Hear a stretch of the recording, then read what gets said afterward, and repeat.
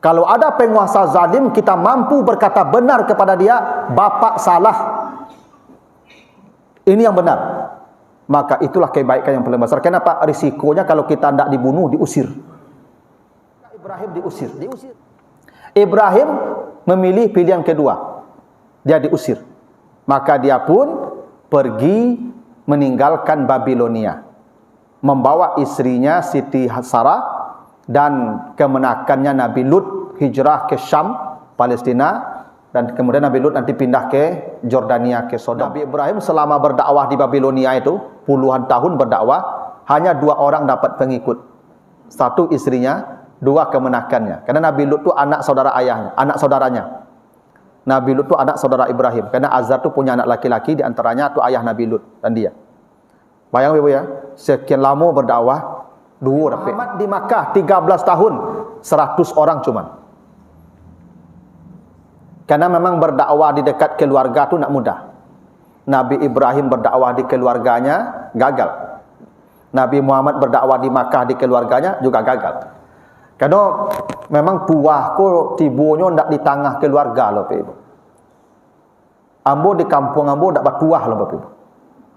Memang tuah ko tibu di negari orang. Tu maka Nabi Muhammad tu hijrah ke Madinah, baru dihargai, baru jadi kepala negara, baru sukses berdakwah 10 tahun saja Jazirah Arab. Bahkan sebelum dia berangkat, sa'astaghfirulaka rabbi, saya akan tetap memintakan ampun kepada Allah atas dosa engkau wahai ayah. Tu anak yang terdidik dengan baik tu begitu lidahnya, Pak. Dimarahi ayahnya, diusir ayahnya, tetap kebaikan keluar untuk ayahnya. Begitu ya anak yang ideal tu, Pak Ibu.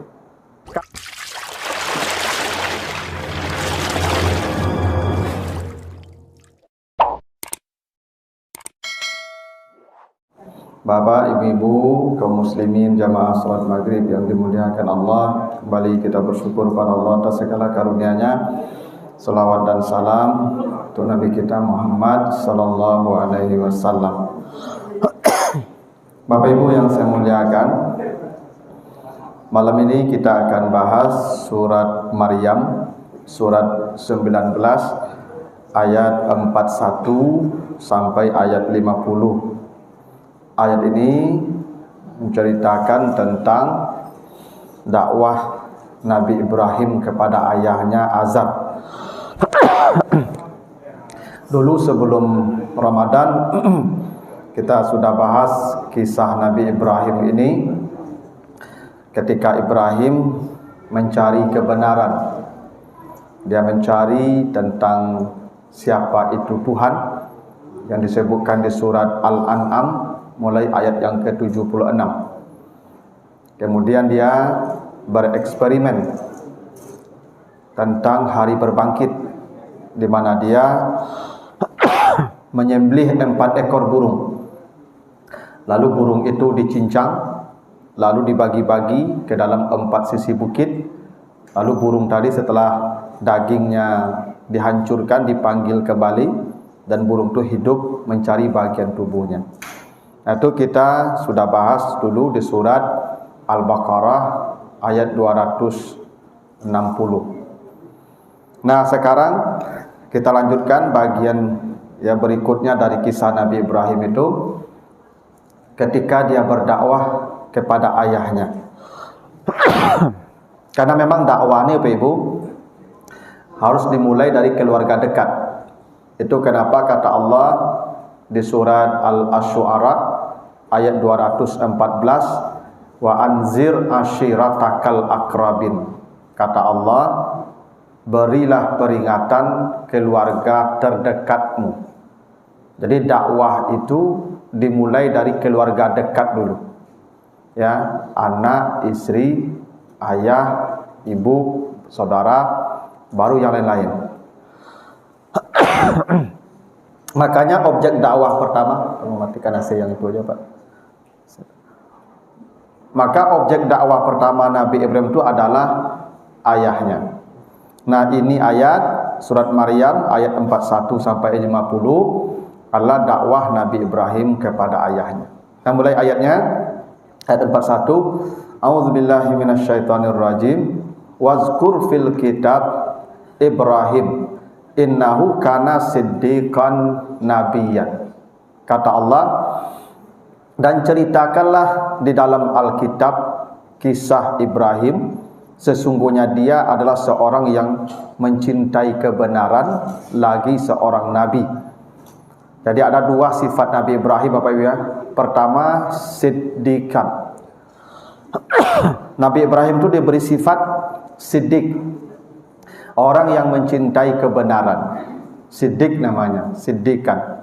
Itu kenapa kita ceritakan di pertemuan yang lalu di surat Al-An'am ayat 76 dan surat Al-Baqarah ayat 260. Ibrahim berusaha mencari kebenaran tentang Tuhan dan tentang hari berbangkit sampai dia menemukan keyakinan yang pasti. Makanya ketika dia meminta kepada Allah, ya Allah, tunjukkan kepada saya bagaimana cara engkau menghidupkan yang mati. Allah bertanya, kau tak percayakah saya mampu menghidupkan yang mati? Kata Ibrahim, saya percaya, tetapi supaya hati saya semakin kokoh. Lihat ba'ina qalbi, supaya hatiku semakin kokoh. Jadi itu maksud siddiqan itu. Jadi Bapak Ibu, orang kalau mau berdakwah harus punya cukup bekal. Bekal itu salah satunya adalah pengetahuan. Bagaimana mungkin orang menyampaikan kebenaran yang dia sendiri tidak mampu memahami kebenaran itu, atau dia tidak paham apa yang disampaikan itu. Ya, makanya dulu pada guru saya berkata, Bapak Ibu, manusia yang paling bodoh adalah manusia yang berusaha memahamkan orang lain yang dia sendiri tidak paham. Itu manusia yang paling bodoh, Pak. Dia berusaha memahamkan orang lain yang dia tidak paham sebetulnya itu.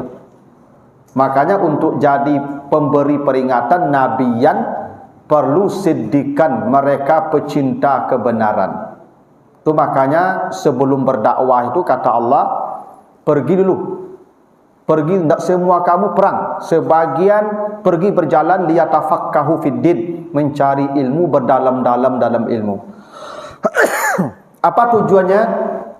Supaya kamu bisa memberi peringatan kepada kaummu setelah kamu kembali nanti.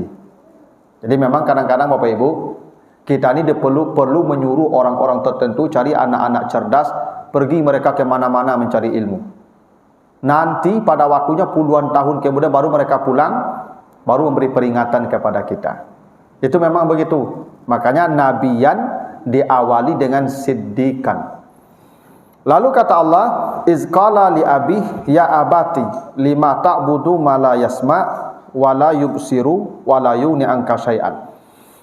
Ketika Ibrahim berkata kepada ayahnya, wahai ayahanda, kenapa engkau menyembah sesuatu yang tidak mendengar dan tidak melihat dan tidak bisa memberikan manfaat apa-apa kepadamu? Perhatikan bahasa Ibrahim Bapak Ibu. Ketika dia berdakwah memanggil ayahnya, dia panggil ayahnya ya abati, wahai ayahanda. Ini ayahnya beda agama, beda keyakinan. Bahkan ayah ini memaksa dia untuk berbuat syirik. Tapi dia tetap memanggil ayahnya dengan panggilan yang penuh adab, wahai ayahanda. Bahkan ketika dia melihat kesalahan ayahnya, Ibrahim tidak berkata, Anda keliru, Anda syirik, Anda sesat, Anda kafir. Tidak begitu Ibrahim berkata pada ayahnya. Apa kata Ibrahim? Kenapa engkau menyembah yang tidak bisa mendengar, tidak bisa melihat, dan tidak bisa memberi manfaat? Bertanya. Ini Bapak Ibu yang disebutkan Allah di surat Luqman ayat 15. Kata Allah, kalau orang tuamu berbeda keyakinan, bahkan dia memaksa kamu untuk berbuat syirik, engkau memang tak boleh patuh ke mereka, tetapi perintah Allah, wasahibhuma fid dunya ma'rufah, tetaplah berbuat baik, perlakukan mereka dengan baik ketika di dunia. Ini Ibrahim dengan ayahnya beda keyakinan. Ibrahim itu punya ayah tukang buat Tuhan, tukang buat patung. dan dia menyembah apa yang dibuat sendiri bersama kaumnya. Tapi Ibrahim tetap menghormati ayahnya. Itu bukti wasahib huma fid dunya ma'rufa. Beda keyakinan tidak lantas menghilangkan rasa hormat kita kepada orang tua. Bahwa mereka tidak seiman dengan kita itu urusan mereka dengan Tuhan. Urusan kita tetap perlakukan mereka dengan baik. Itu perintah Allah begitu. Itu contohnya Ibrahim. Memanggilnya pun dengan panggilan hormat, ya abati, walaupun beda keyakinan. Bahkan menegurnya pun dengan hormat. Kalimatnya kalimat tanya, bukan kalimat penghakiman. Kenapa ayah menyembah sesuatu yang tidak melihat, yang tidak mendengar, yang tidak bisa berbuat apa-apa? Bertanya. Nyoba tanya, kau pebu lebih sopan daripada mengajarkan orang langsung. Sebab kalau bertanya, kau di bawah posisi kau. Orang yang bertanya tu meminta sesuatu, yang meminta kau di bawah posisinya. Maka Ibrahim bertanya kenapa. Ini adab ke orang tua begitu, pebu. Dia kalau bicara ke orang tua tu, walaupun salah kerja orang tua tu, bertanya waktunya. Tak boleh menyalahkan dia. Bertanya, Pak, aku mau deko Pak, kok ada tak cara lain? Tu bisa tu. Pak, apa Semarang saya Pak? Kalau salah aku kerja Pak mau deko. Aku tak boleh tu Pak Ibu ya. Ya tu. Kepada orang tua tu bahasa harus penuh dengan adab. Ya tu. Kadang-kadang anak awak kini Pak Ibu memang lah kurang adabnya Pak Ibu. Dulu Pak Ibu, ketika HP lunado, awak pergi sekolah ke Padang misalnya kan, kalau abi piti kan berkirim surat ke kampung kan tak? Ada baca di kawan pulang kampung atau berkirim ke auto ini. Itu panjang surat itu Pak Ibu. Assalamualaikum warahmatullahi wabarakatuh. Kepada yang terhormat ayahanda ibunda dia di kampung. Lalu saya doakan. Assalamualaikum dulu ya. Saya doakan semoga ayahanda ibunda dalam keadaan selamat. Panjang doa tu mah, baru minta piti di ujung. Tak betul? Nah, anak-anak kini tidak ada betul Pak Ibu. Tidak ada salam, tidak ada doa, tidak ada penghormatan. Sejuta kini transfer. Sajak teknologi itu lebih kurang adab kini Pak Ibu. Ya, Nabi Ibrahim itu kepada ayahnya begitu. Dipanggil ya ayahanda. Kenapa? Ayahnya salah ini. Tapi tetap anak bertanya. Walaupun jelas-jelas ayahnya salah. Itu disebut wasahib huma fid dunya ma'rufa. Lalu Ibrahim berkata, ya abati, inni qad ja'ani minal ilmi. Ya ayah, saya punya sedikit ilmu. Wah, ini Bapak Ibu ya. Padahal Ibrahim itu nabi. Dia sudah dibekali suhuf sebanyak 30 lembar suhuf. Kan Nabi Ibrahim itu terima suhuf dari Allah. Kan kitab itu ada 104. Ya, 100 bentuk suhuf, 4 bentuk kitab. Dari 100 suhuf itu Nabi Ibrahim terima 30. Itu makanya suhufu Ibrahim wa Musa. Ibrahim terima wahyu, terima suhuf, dia nabi, mendapat berita langit, tapi ketika dia berdakwah kepada ayahnya, dia berkata, ayah, saya ada sedikit ilmu. Datang kepada saya minal ilmi, sedikit ilmu, min tu tab'id namanya. Yang mungkin engkau tidak punya wahai ayah, maka ikutilah saya. Jadi di depan ayah aku, ibu, saya hebat apapun awak, setinggi apapun pendidikan awak, tidak boleh menggadang-gadang dakitnya lebih. Tak boleh. Tetap merendah. Ini yang diingatkan Allah di surat Al-Isra ayat 24. Surat Al-Isra ayat 24. Apa kata Allah di situ? Waqfid lahuma janahaz zulli minar rahmah. Kata Allah, rendahkanlah sayapmu di hadapan mereka. Awak dimungku orang tua kau Ibu. Kata Allah, rendahkan sayapmu. Tak boleh tinggi kapak sayuk ala Ibu, rendah. Ambo pulang kampung Ibu. Ayah ambo tak tamai SD lah Ibu. Kerajo ke sawah ke ladangnya Ibu. Ambo S3 doktor Ibu. Dosen Ibu. Tu pulang ambo ke kampung Ibu. Tu ambo mota jo ayah ambo. Kecik ambo ya di era globalisasi kini kok ya. Kata. Kecik ayah ambo. Lagi sasi anak dia pemainnya. Globalisasi mah paham je Pak. Ndak basuhnya tu. Ya. Ambo lawa basuh kampus Ibu. Globalisasi, transmisi ya kan. Macam-macam lah pakai sisi kecik ayam tu panjang perlu rendang macam ada caknya Pak. Ambo kalau pulang kampung Pak, yang ambo tanya tu soal lado, tentunya tu baal lado kini ya waktu panjang otanya bikot ya ndak itu kerajaan tu hari baat timun Pak panjang situ bikot Pak, semangat baca situ bikot. Kenapa? Itu kerajaannya tu hari. Walaupun ambo tak mengerti keciknya tu, walaupun ambo tak menikmati otak beliau, tapi ambo harus menikmati. Iya, jangan ambo mengecek. Panjang lu palu lupa itu cerita apa timun ke timun sih kecik abak tak mengerti lah itu ya. Tak boleh begitu Pak. Itu adab ke orang tua begitu Pak. Jadi kalau kita di depan ayah kita, di depan orang tua kita, sebodoh apapun mereka, dalam tanda kutip ya, serendah apapun taraf pendidikan mereka, kita harus merendah di depan mereka. Itu kenapa kata Allah, waqfid, rendahkan sayapmu. Dan Ibrahim mencontohkan begitu, padahal ayahnya jauh di bawah dia, dan dia ya nabi, ilmunya pasti sempurna, di backing dari langit ilmu Nabi Ibrahim itu. Cuma ketika berkata kepada ayahnya, dia berkata, ayah, saya punya sedikit ilmu. Dia tidak berkata, ayah, ambola kian kamari sekolah ya, dah sekian ribu buku ambo baca ya, neng kerajaan ayahku yuk salah. Tak betul Pak. Itu adab. Memang kadang-kadang anakku diajar beradab mengecek jawab Ibu. Kini dek pergaulan kini kok Pak, anak-anak kini kok Pak ndak beradab mengecek orang tua ini Pak. No sangko mengecek jo kawan sama gadang saya Pak. Gitu. Ya. Itu contoh Nabi Ibrahim ya.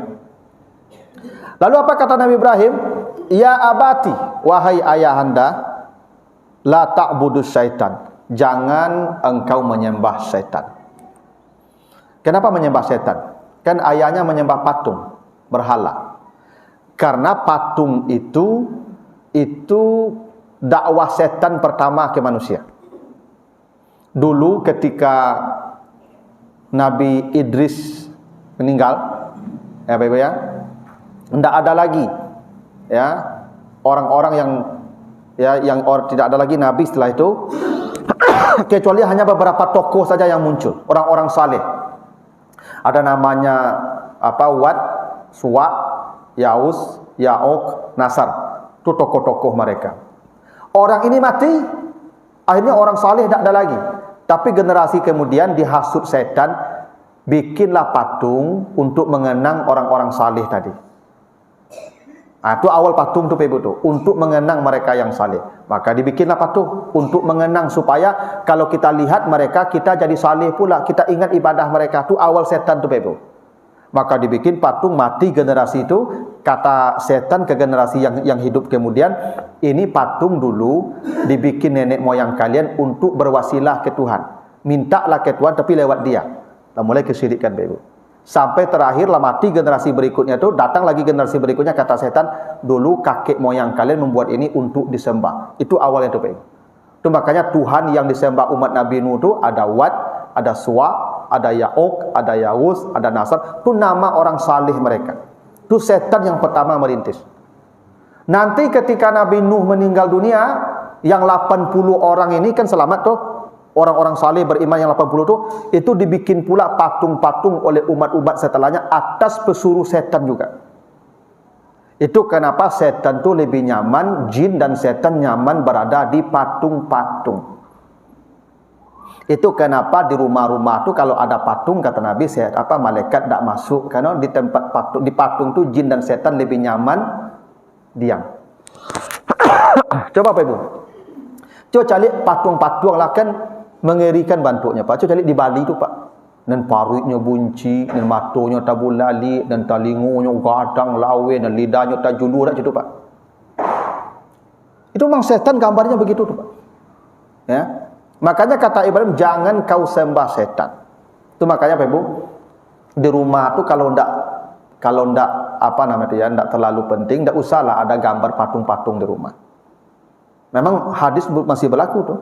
Malaikat tak akan masuk ke rumah yang ada patung, walaupun kita bisa memahami dalam bentuk konteks bahwa yang dilarang itu bukan patungnya tapi kesyirikannya. Kenapa? Dalam surat Saba ayat 13, Nabi Sulaiman di rumahnya banyak patung, dan Nabi Sulaiman tidak menghancurkan patungnya, karena patung Nabi Sulaiman itu hiasan rumah, tidak disembah. Nabi Ibrahim dulu menghancurkan patung karena disembah oleh kaumnya. Jadi patung itu kalau tidak disembah, menurut para ulama sebagian boleh dikoleksi seperti Nabi Sulaiman mengoleksi patung-patung di rumahnya. Tapi saya tetap ya hati-hati supaya Bapak Ibu aman, yang patung-patung misalnya boneka kudo, patung apa itu yang dirumahkan banyak tuh, sebisanya dihindarilah. Karena memang sebagian mengatakan di situ sarang jin dan setan. Makanya kata Nabi Ibrahim kepada ayahnya, jangan engkau menyembah setan. Yang disembah apa? Patung. Tapi di situ setan. Di situ setan. Ya. Ya kecuali mungkin Bapak Ibu menggali baju. Lalu baju kau perlu dipamerkan, dipakaikan ke boneka. Tak begitu? Itu dibolehkan. Karena memang kepentingan itu, keperluan. Tapi yang di rumah tu tidak usah dipajang boneka-boneka, patung-patung itu, karena memang kata Ibrahim, jangan kau menyembah setan. Padahal dia menyembah berhala, patung, karena di patung itulah bersarangnya jin dan setan. Tuh. Tapi yang walaupun kita bisa berbeda, tapi saya lebih hati-hati begitu. Ibu-ibu tidak usah ada patung di rumah. Jauhi sajalah, karena Ibrahim sudah ingatkan begitu, jangan menyembah setan. Lalu apa kata Ibrahim? Ya abati, wahai ayahanda, inni akhafu an yamassaka azabum minar rahman. Ayah, saya khawatir engkau ditimpa azab dari Tuhan yang penyayang. Masalah Bapak ya. Bahasa Ibrahim mengingatkan ayahnya. Ibrahim tidak berkata, ayah, engkau pasti diazab Allah. Tidak begitu. Coba perhatikan redaksi Bapak ya. Saya khawatir an yamassaka, engkau disentuh, massa itu disentuh, azab minar rahman, azab dari zat yang maha penyayang. Kalau yang maha penyayang mengazab, tentu tidak payah Bapak Ibu ya, maha penyayang namanya. Bapak Ibu, jadi kita Bapak Ibu kalau berdakwah itu jangan bikin orang takut, ngeri. Itu makanya Ibrahim begitu. Saya khawatir engkau dapat azab dari Tuhan yang penyayang. Kan bisa saja dikatakan, inni akhafu ayyamassaka azabun minal jabbar. Kan sifat Allah banyak ya. Ada Rahman, ada Jabbar, ada Muntakim, ada Qahar. Ibrahim bisa berkata azabun minal qahar, azab dari Tuhan yang maha kasar. Kalau Tuhan yang maha kasar mengazab, pedih azabnya. Ibrahim bisa berkata azabun minal jabbar, tapi tidak, azabun minar rahman, azab dari Tuhan yang maha penyayang. Sehingga kalau Tuhan maha penyayang, orang tidak takut lah Pak. Ya tak? Nah ini metode dakwah. Jangan dakwah kau takut-takut orang seperti itu. Ya, kan ada Pak. Ini sesat, ini neraka jahanam, nanti dipukul, diinjak-injak, dirantai. Orang takut Pak. Ya tak? Benar itu, tapi jangan itu yang ke depan. Itu makanya Nabi itu kalau berdakwah basyirau wa nazira. Kabar gembira dulu, baru peringatan. Dibahagiakannya dulu. Itu kalau preman-preman tu Ibu, kalau berdakwah wakinya tu neraka saya sabit kenyo Pak. Ciko bagamu dek iyo lah kenyo. Mengerikan kamu ke banyak. Tapi coba kita bacakan hadis, seorang pelacur, seorang pelacur profesinya berzina setiap hari, dia dimasukkan ke surga oleh Allah karena memberi minum anjing yang kehausan. Kalau itu yang kita sampaikan ke para pendosa, Pak, oh, begitu ya Islam ya. Kalau begitu saya kembalilah. Pasti begitu tuh, Pak. Tapi kalau awak ke meja judi itu, Pak, ikut jahanam, ang dirantai di toko, biarlah. Balah. Itu contohnya, Pak. Pak. Itu metode dakwah begitu, Pak. Jangan menakut-nakuti berdakwah tuh. Makanya kalaupun azab itu azab yang ringan diceritakan. Makanya bukan azab yang pedih, bukan azab dari zat yang kasar, azab minar rahman, bukan minal jabbar, bukan minal kahar. Begitulah Bapak Ibu ya, cara kita mengajak orang kepada kebaikan. Jadi Islam itu Bapak Ibu kalau mengajak orang dengan rahmat, tidak dengan menakut-nakuti orang. Nah, lalu kata Ibrahim, kata ayahnya, apa kata ayahnya? Araghibun anta an alihati ya Ibrahim. Ibrahim, apakah engkau benci kepada Tuhan-Tuhan saya? Alihah itu jamak ilah. Kalau satu ilah, Tuhan ilah. Kalau banyak ilahnya alihah. Ayah Nabi Ibrahim menyebut alihati. Itu artinya kaum Nabi Ibrahim menyembah banyak Tuhan. Kalau kita ilah, satu Tuhan. Kalau Nabi Ibrahim umatnya itu menyembah banyak Tuhan tu, maka ayahnya berkata alihati. Apakah engkau benci dengan Tuhan-Tuhan saya? Ya Ibrahim. Ini menarik Bapak Ibu ya. Nabi Nuh anaknya durhaka, Pak. Nabi Nuh. Tapi ketika anaknya hendak tenggelam, dikejar oleh Nabi Nuh supaya naik ke kapal, apa kata Nabi Nuh kepada anaknya? Ya bunayya irkam ma'ana. Wahai anakku tersayang, naiklah ke kapal bersama ayah. Nabi Nuh, Pak. Anaknya durhaka, Pak. Tapi anaknya dipanggil ya bunayya, wahai ananda. Nabi Ibrahim ketika hendak menyembelih Ismail, dia bermimpi. Apa kata Ibrahim? Ya bunayya, inni ara fil manam inni azbahuka. Wahai ananda tersayang, aku bermimpi menyembelihmu. Ya bunayya.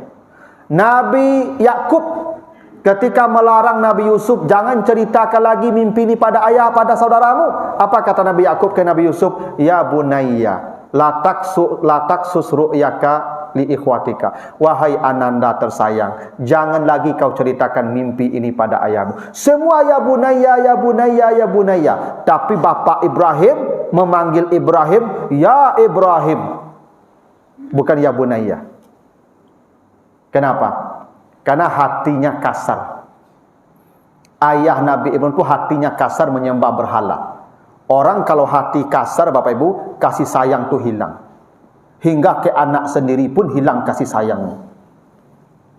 Itu kenapa Nabi Nuh panggil ya bunayya, Nabi Ibrahim panggil anaknya ya bunayya, Nabi Yakub panggil anaknya ya bunayya, ya. Semua memanggil ya bunayya. Tapi ayah Nabi Ibrahim padahal anaknya saleh, anaknya baik, tidak dipanggil ya bunayya, ya Ibrahim. Memang apa kau dengan kasar kanak bagi Pak. Dia kau ada apa kasar kanak tu apa Nabi Ibrahim tu Pak. Ya. Iya, tu kasar mulutnya tu Pak. Pada pasalannya dia berkata, ya bunayya, araghibun anta an alihati, wahai anakku, apakah engkau benci dengan Tuhan saya? Kan tadi Ibrahim berkata ya abati, ya abati, ya abati. Tapi ayahnya tidak memanggil ya bunayya, tapi ya Ibrahim. Jadi memang ada sebagian ayahku yang kasar. Jadi Bapak Ibu, biasanya Bapak Ibu, ketaatan seseorang berbanding lurus dengan kelembutan hatinya. Biasanya apa yang tidak sembahyang kau Pak, yo kasar Pak. Apa yang tidak beribadah kau Pak, yo kasar. Ibu perhatikanlah, suami ibu kalau ibadahnya tidak terawat dengan baik, apalagi tidak beribadah, biasanya mulutnya kasar ke ibu tu. Celah kamu. Makanya apa-apa di Al-Qadar kau elok-elok mengecek ke ibu tidak. Hanya taat. Ya tak? Coba cari Ibu, orang yang tak beribadah tu rata-rata mulutnya kasar tu. Walaupun ke isteri, walaupun ke anak. Kasar mulutnya Ibu. Ya. Itu kenapa ayah Ibrahim tu kasar bicaranya ke ayah ke anaknya. Tak ada dia panggil Ibu tu ya bunayya, tak ada. Ayah Ibrahim tu kalau manggil Ibrahim, ya Ibrahim, ya Ibrahim, begitu terus tu. Tak pernah dia panggil ya bunayya. Kenapa? Karena hatinya kasar. Dia jauh dari ya sujud. Makanya orang kalau sujud, kalau ibadah teratur, mulutnya lembut. Percayalah Ibu kamu. Ya.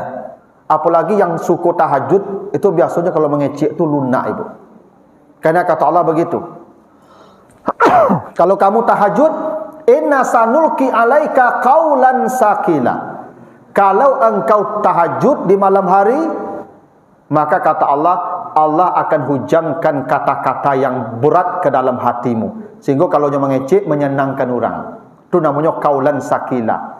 Perkataan yang berat, yang menyenangkan orang, yang barisi. Itu kena tahajud. Maka apa-apa yang rajin tahajud, pasti kalau mengecek ke ibu, lunak, lembut, barisi keceknya ke ibu. Tapi kok menyerengi panjang siapa ibu? Okay, kalau di rumah ke ibunya, suruh apa tu tahajud. Tahajud apa kok ya? Nyerengi panjang saya ya. Nah itu. Jadi ubek kasar tu memang ibadah Pak. Tu ayah Ibrahim contohnya tu. Sampai ke anak pun dia kasar. Padahal anaknya mengajak kepada yang baik, tapi bahasanya tetap kasar. Tuh. Kata ayahnya, la illam tantahi, kalau kau tak berhenti juga ya membenci Tuhan saya, kata ayahnya, la arjumannaka, engkau saya rajam. Engkau saya rajam. Rajam tu Ibu, dibenamkan badan separuh ke tanah, lalu dilempar dengan batu sampai mati, sampai pecah kepalanya. Tu rajam. Tu biasanya hukuman untuk pezina yang sudah berumah tangga. Jadi kalau ada laki-laki, perempuan yang sudah pernah berumah tangga, yang sudah pernah menikah, dia berzina, maka itu hukumnya dirajam sampai mati. Jadi tidak dinikahkan oleh Ibu, dirajam. Orang-orang pasangan yang selingkuh itu Pak, dirajam sampai mati harus itu Pak. Ya. Yang selingkuh itu Pak, dirajam itu Pak. Ya, sampai pacah palur, sampai mati di tanah itu. Ya. Selingkuh itu tak kerajo ringan itu dosa paling gadang tu mah. Yo gadang dosa tu mah. Ibu, selingkuh tu. Makanya kata Nabi, salah satu manusia yang paling berat azabnya di akhirat yang berzina dengan istri tetangganya. Itu yang paling berat azabnya di akhirat tu. Jadi apa-apa aja panjang-panjang cari ke orang rumah sawalah. Tak boleh tu Pak. Ya dah. Itu rajam namanya ya. Ya kadang ibu-ibuku ya citulah pemenjamu kain seksi-seksi tapi ya saudara rumah tu. Tu panjang cari apa sawalah ke ibu. Ya. Makanya kalau bisa menjamu kain yang di luar tu, kok di luar menjamu kainnya apa saya menjamu ke luar tu. Tak usah ibu. Panjang cari orang sawalah ke ibu itu. Oh ndak mu apa tu baca leh. Ya. Ya ndak mu jamu salah surang lebar je leh. Ya kan? Nya kepala disuruh-suruh ndak mu lah ibu. Itu rajam. Kata ayahnya, kalau engkau tidak berhenti juga, engkau saya rajam sampai mati. Barakasanya orang gaib betul. Barakasanya apa kanak tu. Sampai mengancam berajam. Padahal anaknya tidak ada salah. Anaknya hanya menyampaikan kebenaran, kebaikan ke ayahnya, tapi kata ayah, engkau saya rajam kalau tidak berhenti juga. Atau kata ayahnya, wahjurni maliyya, engkau hijrahlah, tinggalkan saya untuk selamanya. Maka diusirlah Nabi Ibrahim. Jadi memang begini Pak Ibu. Kalau kita sudah nahi mungkar, kalau mengajak orang salatlah, zakatlah, puasalah, orang belum benci ke kita Pak Ibu. Tapi kalau sudah berkatakan ini dilarang, ini haram, ini jangan, maka orang akan membenci kita, hingga keluarga dekat pun akan menjauhi kita. Makanya ustaz kalau ceramahnya tentang salat, puasa, zakat, itu disebut ustaz lembut. Ya, ustaz sejuk. Tapi kalau haram, narkoba ini, zina ini haram, semua dilarang. Apa kata yang tidak menyenangi? itu ustaz radikal. Tahu gitu? Kapan ustaz tak disenangi? Kalau sudah nahi mungkar. Ibrahim ketika melarang ayahnya, ayahnya langsung mengancam, engkau saya bunuh atau engkau tinggalkan saya. Jadi kalau kita keras menegakkan nahi mungkar ini, pilihan kita dua. Kalau tidak, nyawa kita melayang atau kita diusir dari negeri itu. Itu kenapa para nabi banyak yang diusir dan dibunuh. Kenapa? Dakwah mereka nahi mungkar, mencegah dari kemungkaran. Ini yang paling berat dakwah ni, Pak. Dakwah yang paling berat tu mencegah kemungkaran. Kalau nampak kemungkaran, kita bicara ini salah, ini curang, ini jangan, kita akan dibenci, pasti dibenci. Karena banyak orang yang terganggu dengan dakwah seperti itu. Makanya banyak ulama di penjara, Bapak Ibu. Banyak ulama diusir, seperti Yusuf Al-Qardawi sampai mati tidak bisa pulang ke Mesir. Kenapa? Dia nahi mungkar. Dia berani berkata salah kepada penguasa. Karena pekerjaan kebaikan yang paling berat, kata Nabi, mengatakan kebenaran di depan penguasa zalim. Itulah yang paling berat nilai kebaikan.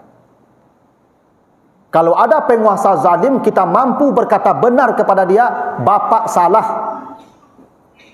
ini yang benar, maka itulah kebaikan yang paling besar. Kenapa? Risikonya kalau kita tidak dibunuh, diusir. Diusir. Maka Ibrahim diusir. Ibrahim memilih pilihan kedua, dia diusir. Maka dia pun pergi meninggalkan Babilonia, membawa istrinya Siti Sarah dan kemenakannya Nabi Lut hijrah ke Syam, Palestina, dan kemudian Nabi Lut nanti pindah ke Jordania, ke Sodom, ya. Nah, Bapak Ibu, ya memang begini Bapak Ibu. Nabi Ibrahim selama berdakwah di Babilonia itu puluhan tahun berdakwah, hanya 2 orang dapat pengikut. 1 istrinya, 2 kemenakannya. Karena Nabi Lut itu anak saudara ayahnya, anak saudaranya. Nabi Lut itu anak saudara Ibrahim. Karena Azar itu punya anak laki-laki, di antaranya itu ayah Nabi Lut dan dia. Bayang Ibu ya, sekian lama berdakwah, 2 dapatnya. Payah berdakwah tu Pak Ibu. Masih mending ambo di Al-Qadar kau Pak. Saya enggak banyak aja. Ya. Nabi Nuh 1000 tahun berdakwah, 80 dapatnya. Tak balik Pak Ibu. Nabi Muhammad di Makkah 13 tahun, 100 orang cuman. Karena memang berdakwah di dekat keluarga tu nak mudah.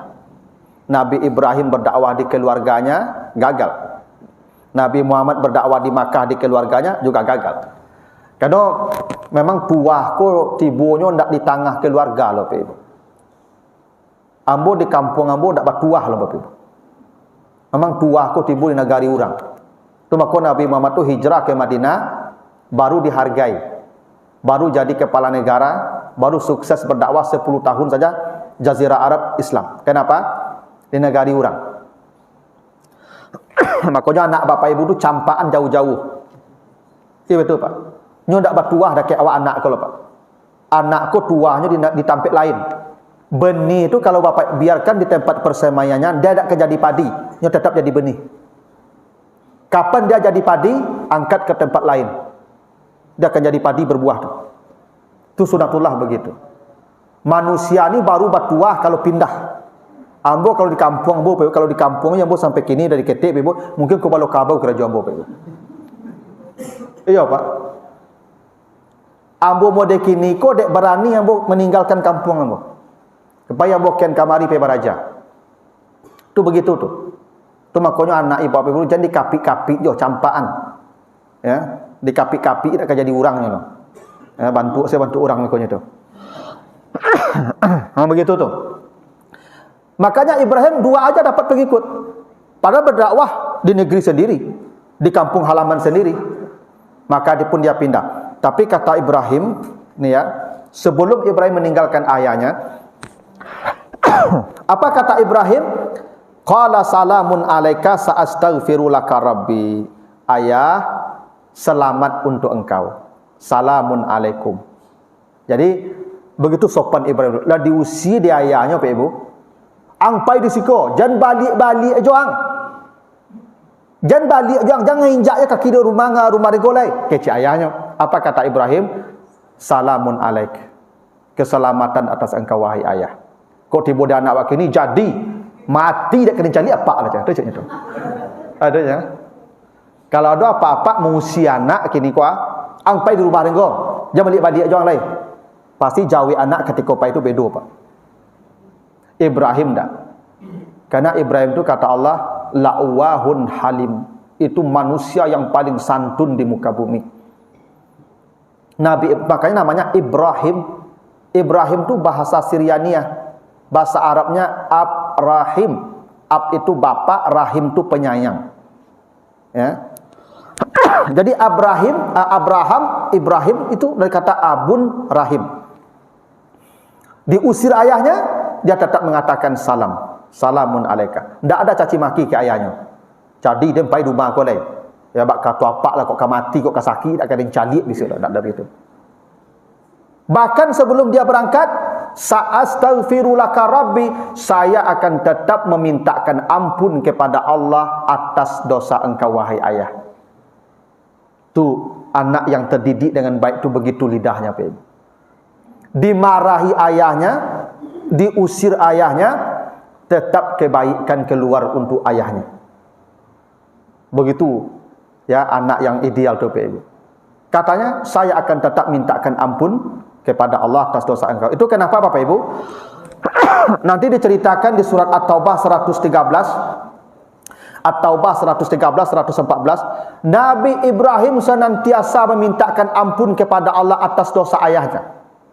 Ya. Wa makana istighfaru Ibrahim li abi illa an mau'idatin wa'adaha iyyahu. Ibrahim selalu memintakan ampun kepada Allah atas dosa ayahnya, selalu. Sampai Allah melarang Ibrahim, sudah tak boleh lagi kau mendoakan ayahmu. Karena kata Allah, wa makana lin nabi wal ladzina amanu ayastaghfiru lil musyrikin walau kanu ulil qurbah. Tidak boleh seorang nabi dan orang beriman memintakan ampun orang-orang musyrik sekalipun ayah mereka sendiri. Jadi kalau ada apa yang mu'allaf, ibu mu'allaf, ayah ibu non-muslim, mati dia, jangan pernah memintakan ampun untuk mereka. Tak boleh. Nanti baca di surah At-Taubah 113. Bahwa kita berbuat baik selama di dunia, perintah Allah. Kita selama di dunia harus berbuat baik padanya. Kalau dia mati, jangan pernah memintakan ampun kepada Allah untuk mereka. Tak ada cerita Allahumma gfir lahu warah, tak ada cerita itu. Tak boleh, dilarang. Walaupun ayah kita tidak boleh mintakan ampun untuk mereka kerana mereka musyrik, kekal dalam neraka. Makanya di At-Taubah 80 itu nanti kata Allah, in tastaghfir lahum sab'ina marrah falay yaghfirallahu lahum. Andai engkau memintakan ampun kepada Allah untuk mereka 70 kali setiap hari, Allah tetap tak akan mengampuni mereka. Kata Allah begitu. Andai engkau memintakan ampun kepada Allah untuk mereka 70 kali setiap hari, tetap Allah tak akan mengampuni mereka. Ini menjadi isyarat Bapak Ibu ya. Kalau kita orang beriman ni Bapak Ibu, meminta ampun 70 kali sehari, pasti diampuni dosa kita. Karena kata Allah begitu ya. Untuk orang musyrik, sekalipun engkau memintakan ampun 70 kali, Allah tidak mengampuni dia. Artinya apa? Kalau orang beriman minta ampun 70 kali, diampuni Pak. Itu makanya kata Nabi dalam hadis sahih, saya ini punya hari malas. Tapi di hari yang paling malas itu, saya istighfarnya tetap 70 kali. Itu makanya Bapak Ibu, sehari semalam tu jangan pernah istighfarnya kurang 70 kali. Kalau Bapak Ibu misalnya 10 kali habis subuh sampai isya sudah 50 kali itu Pak. Nanti sambung 20 menjelang tidur. Pokoknya setiap hari jangan pernah Bapak Ibu kurang beristighfar 70 kali. Karena di surat At-Taubah ayat yang 80 tadi Allah sudah kasih isyarat. Orang musyrik itu, andai engkau mintakan istighfar 70 kali, Allah tak ngampuni itu. Apa mafhum mukhalafahnya? Untuk orang beriman diampuni. Bapak Ibu kalau meninggal dunia nanti, lalu saya mintakan ampun 70 kali, apa diampuni dosa itu?